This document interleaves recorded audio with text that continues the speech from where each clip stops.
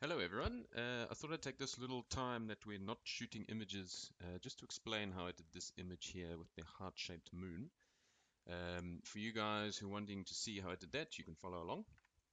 So starting with the original image here, as you can see, shot on manual, 20 seconds, f2.8, ISO 4000. That's giving us this really nice Milky Way here.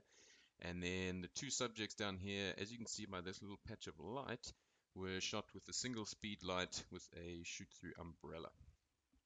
So the first thing I'm going to do is send this to Photoshop. There's a couple of ways you can do that. You can right-click there and then edit in and then down to Photoshop 2020. Or the easiest way, and what I like to do because I'm a hotkey person, is just Control or Command E. And that's going to send that straight into Photoshop. Righty-ho, so now that we're in Photoshop, we need the other components of the image.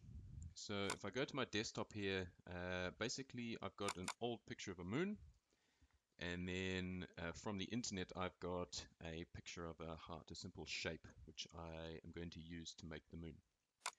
So what I'm going to do is I'm going to highlight those and drop them into Photoshop itself. And if I drag them onto the original picture, they'll come up as layers, which is good. That's what I want. Just going to tick the little arrow there to bring them in.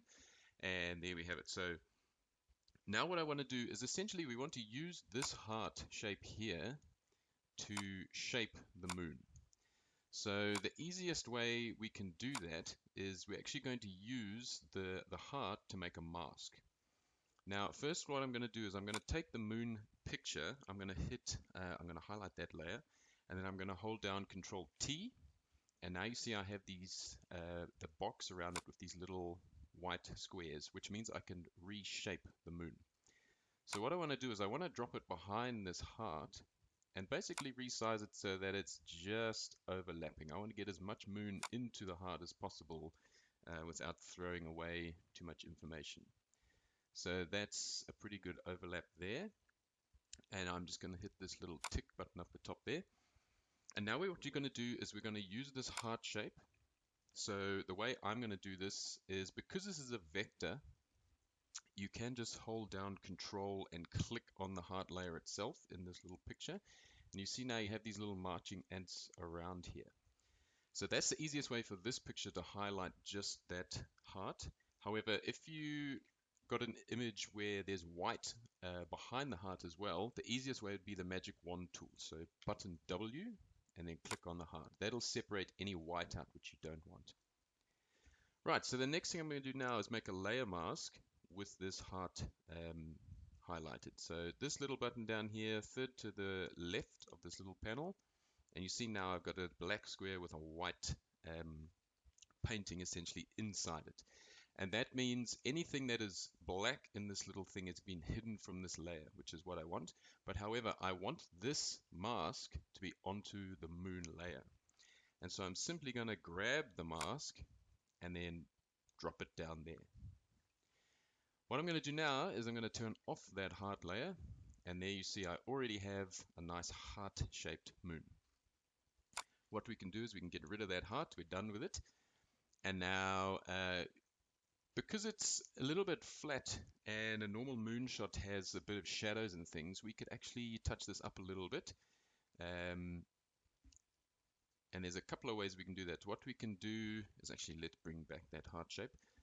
So if I highlight inside the heart, so again, just control clicking on that heart layer, basically everything that's inside this now is being selected. So now I want to sort of paint some shadow into either the edges or one side of this moon. So I'm going to make a new layer down here, and then I'm going to take a paintbrush, so brush B for brush. I'm going to use my large square brackets to make it bigger or smaller. And then with the black down here in the color swatch, I'm just going to simply start painting over a few of the edges. Now it doesn't matter if it's a little bit too dark for now, because we can turn this layer down once we've got it in the right spot. Something like that. And then what we're going to do is use this opacity and just drop it down there.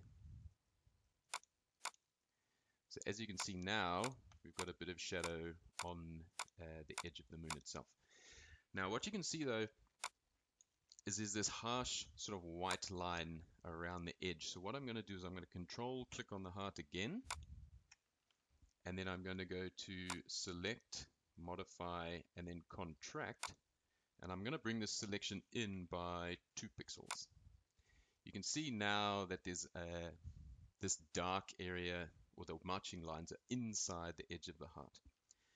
And then what I want to do essentially is erase the moon part, away from here again. So with the brush now on white,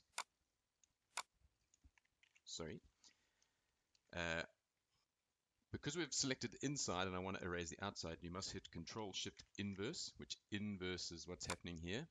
And then I'm just going to paintbrush black over the top, and you see what's outside those selection now has gone away from this moon mask.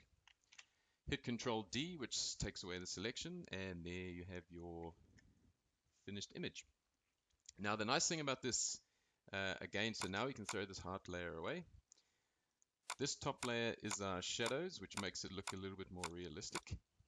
Again, we can turn this up or down in how strong we want those shadows. Around about 50% is actually better than 80%, a little bit more natural. Now what I want to do is I want to flatten these two into each other so that I can move them both simultaneously.